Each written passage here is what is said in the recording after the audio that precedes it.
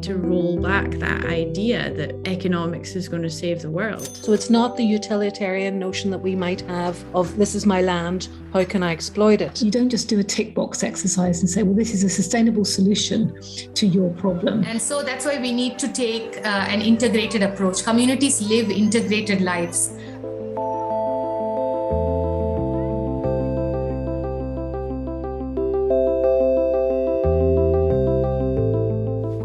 To AboutSUS, a non-expert podcast seeking to illuminate the complex theme of sustainability.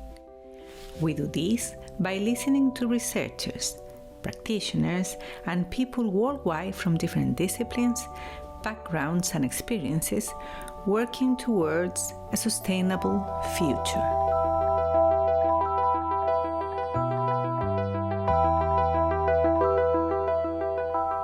My name is Marcela Ramos. I am a research fellow at the Sustainability RT at the University of Glasgow. In episode 1, we review different ways of thinking sustainably and some values associated to this concept. In this episode, we will use practical examples to understand what it means to have a sustainable relationship with water and how rivers could have rights and in this way be protected and treated as part of a community.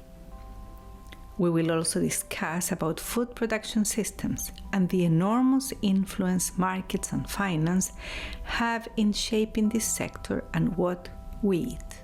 Underpinning the conversation, a tension will become apparent. The notion of development understood as economic growth versus the need to build a sustainable future for everyone. A lot of our economic systems, our legal systems, and the way that we've built our societies have been premised on exponential growth and endless resources. So putting a cap on the resources that are available to us and realizing those outer boundaries takes a lot of work in reconceiving our systems of governance. Jill Robbie is a senior lecturer at the School of Law at the University of Glasgow.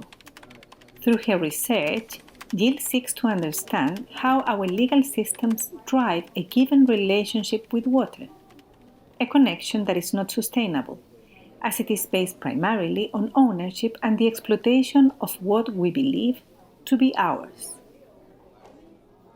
So law, which is my discipline, can facilitate overuse, destruction of the resources that we have, like water. So I often investigate water rights, and this can be very connected with land rights. So there can be water rights, which are property rights. And property in a lot of Western legal systems is very individualistic, very individual focused, and doesn't consider consequences. So I'm really interested in consequences. According to Jill, critically examining our relationship with nature involves looking at the end of the chain and asking about the consequences. For instance, what are the environmental effects of securing water or fishing rights? What are the consequences for communities, rivers, the fish? So one big question that I have in relation to property law generally is how we need to reconsider this idea of property rights, ownership, water rights, how all these need to be reconsidered to live within those planetary boundaries with that minimum core of human rights in order to find this safe operating space for sustainability, this transition to sustainability. The economic and legal systems that Jill studies have also created forms of environmental protection. For example, incentives such as carbon emissions credits are designed to promote a more ecological relationship with the ecosystem. Jill sustains, on the contrary, that looking for solutions in the market system means persisting in the same logic that has led us to the current crisis. instead of having of extending market ideology to everything else, I think we really need to roll back that idea that really economics is going to save the world. You know?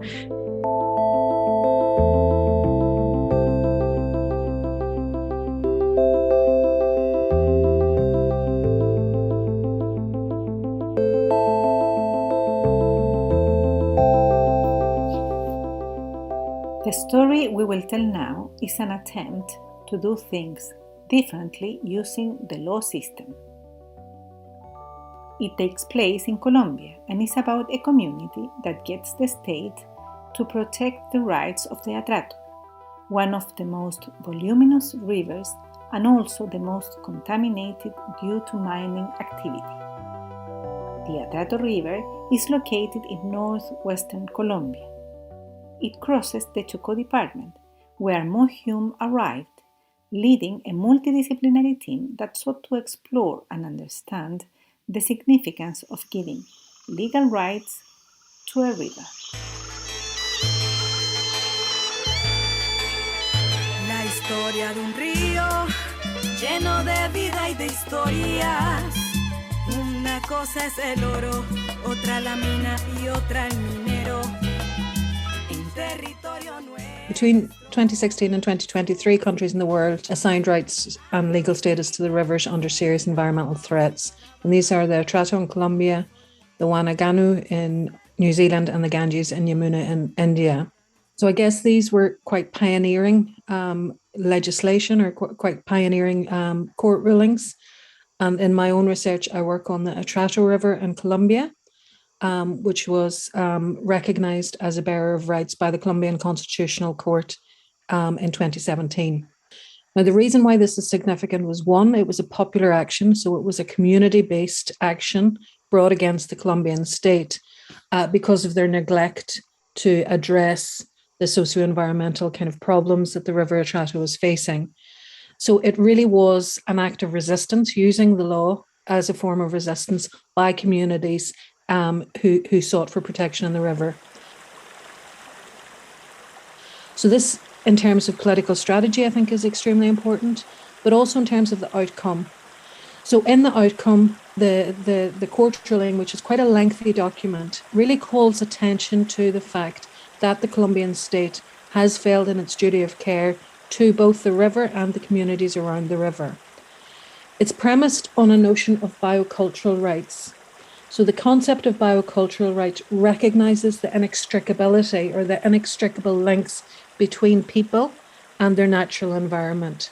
So in the case of the Atrato, the riverine communities who live alongside and along with the Atrato cannot really be separated from its river because their livelihoods, their cultural identity, etc., is fundamentally bound up with the river's course. So if you harm the river, therefore you harm those communities.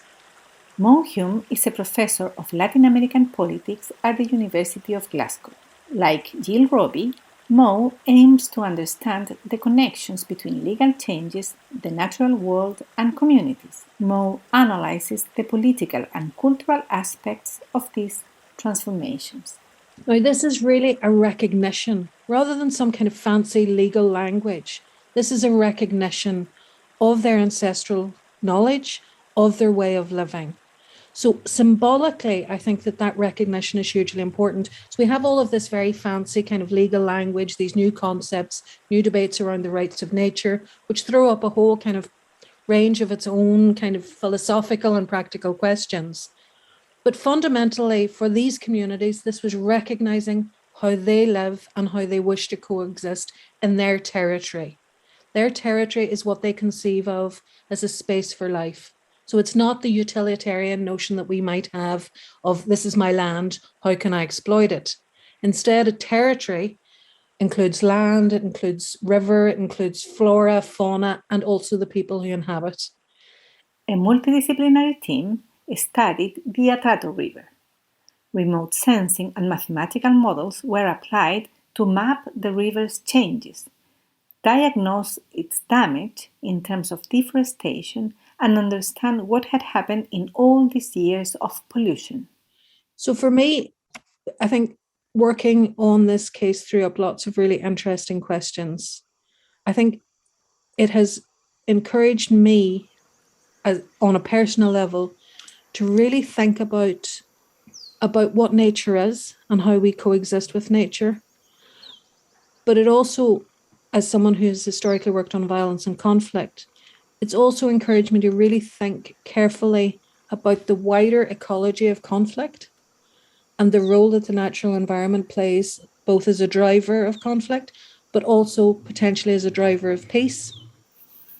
Interestingly, this research also allowed Mo to reflect on the scope of the term sustainable when talking about peace, one of her study topics. So sustainability is about protecting the space, but it's also about nurturing the space and about kind of, allowing life to flourish in its multiple forms. And I think I've really kind of learned that from them, to think about, the diversity of living beings that we need. It sounds a bit flaky in some ways, and particularly to Western ears. I think initially I was like, how does that work? This is, it just sounds too flaky for me. But actually, when you think about the inherent logic of it, it makes absolute sense. Because for something to be sustainable, it needs to endure. For a peace to endure, it needs to be a respectful and inclusive peace that is based on justice. And all of those kind of components go into the kind of the meaning of sustainability.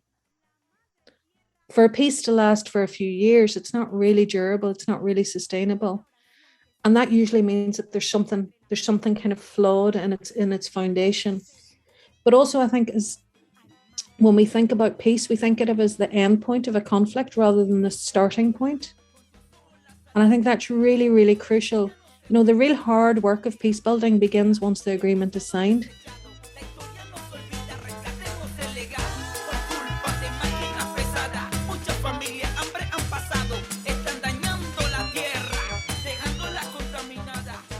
Gill's research critically examines the role that law has played in our engagement with what we call natural resources. In simple terms, it is a relationship crossed by economic and utilitarian perspectives, where what prevails is use and ownership, rather than care. Mo presented a case study on a river to which legal rights were granted. The history of the Atrato River allows us to reflect on what it means to understand a territory sustainably, that is, a space where the rights of the communities intersect with those of the river. Thus, when the state failed to protect the Atrato, it also fell short of protecting the communities around it.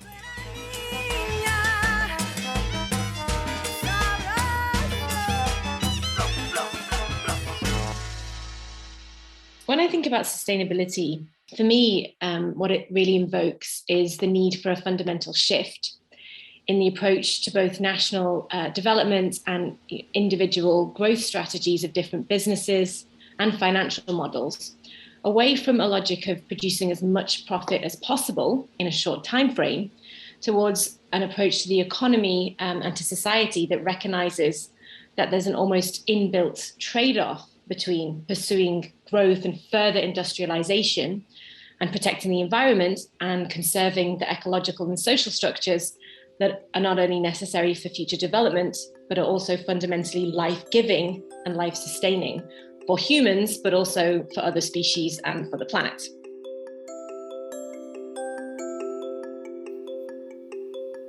Anna Chadwick is a senior lecturer at the School of Law at the University of Glasgow. Anna brings to this conversation the political economy lens. I think when I teach on sustainability, I often make reference to the Brundtland Commission, which was a sub-body of the UN that was charged with advancing the debate on environmental governance in the 1980s. And in the Brundtland report, the Commission defined sustainable development as meeting the needs of the present without compromising the ability of future generations to meet their needs. However, I work in the tradition of law and political economy, and what that lens encourages me to see is that our economy and the legal structures that govern it are not built to respond to need. In fact, we have a price system in which value is understood as being produced by an interaction of supply and demand. And those that have greater monetary resources and that are able to therefore register their preferences as monetary demand are the people that can command access to resources.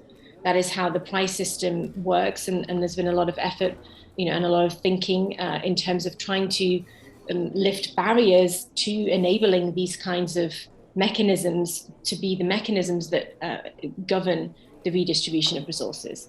So I think the problem that we have is that the structures of the global economy and our legal structures are really not sensitive to these needs. And they're certainly not sensitive to the needs of future generations.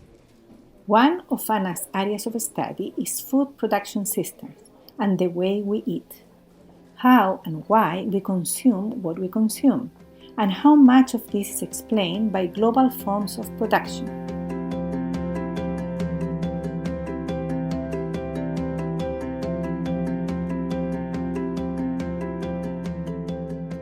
Recent attention has focused on the phenomenon of financialization, so how speculative financial capital is finding ways to interact with the food system, and there are multiple ways in which that is happening. So one is through this speculative investment in financial assets that are linked to food prices and food price volatility. But also there's been shifts within the agribusiness model where there's a greater prioritization of shareholder value, which is in seeking to try to deliver financial returns to shareholders, is placing greater pressure on the food system to try to produce food at cheaper prices, cutting labor costs, etc., and exacerbating many of these structural problems. And we also see increasingly agricultural land being treated as a financial asset. So we have specialized investment companies who, almost capitalizing on the understanding that there is going to be increased pressure on food systems, have seen that land is going to be a very valuable asset in the decades to come, and so investment companies are providing channels for actors to invest in farmland and to gain access to this. And there are multiple ways in which that occurs, and sometimes it's very passive, and sometimes it actually involves engaging with the farming itself. But what it's tending to do is reinforce this very problematic corporate-dominated industrialized model that is focused on food for profit as opposed to thinking about providing food for people. This financial logic has shaped the way we eat. To engage differently with food, Anna believes it is central to build more connections with NGOs and local growing communities, trying to effect change in the food system. Increasingly in countries such as Scotland, people tend to buy their food from the supermarket, go home, maybe put something in the microwave or cook something, and they're not necessarily eating food as a community with the wider community, but doing this as we all tend to do these days in a more individual model. And if we want to transform our food systems, we first need to build the kind of communities that can facilitate this shift in growing practices. So many of these groups, Wash House Garden, Glasgow Community Food Network, Locavore, and others, are not only showing that it is possible to grow and produce food locally, but they're encouraging this broader cultural shift. And a lot of them are very active in terms of lobbying, etc., to think and work with policymakers at Glasgow through the Glasgow Food Policy Partnership and other initiatives to think about a city food plan and to think about how Glasgow City Council can make changes to shift towards this alternative way of producing food and to increasingly move away from this problematic model. However, the premise that people can engage differently with food is not so simple when we consider the practicalities of our life, time constraints, and available money, among others. We also, I think, need broader structural reforms, perhaps, in order to make this change something that's many people can engage with. And, I think there needs to be more dialogue, for example, around thinking through structural reforms that would enable would afford people the time and space to engage differently with food. So, interesting proposals are those relating to a 4-day working week or to universal basic income that fundamentally give people the time and space to step outside the kind of very frenzied, extractive working systems that we tend to be all involved with these days, that mean that people come home exhausted and just go to the supermarket and pick up whatever's there and whatever's affordable.